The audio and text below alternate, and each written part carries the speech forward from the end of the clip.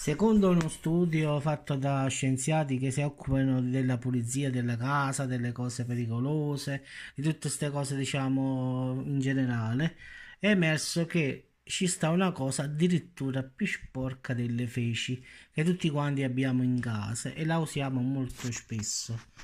Niente di meno che la spugnetta per lavare i piatti, cioè, vi rendete conto? Una cosa assurda, però loro hanno fatto gli analisi a microscopio, hanno fatto comunque ci sono più batteri delle feci in una spugnetta, anche se l'avete lavata, l'avete fatta, ce ne stanno sempre di più delle normali feci, quindi è inutile lavarla, sterilizzarla, potete fare che volete voi, non si toglie nulla, quindi tutti quanti raccomandano di buttarla una volta a settimana, quindi è la migliore soluzione. Compri un'altra spugnetta, non dico ogni 2 o 3 giorni, ogni settimana la prendi e la butti e fai prima.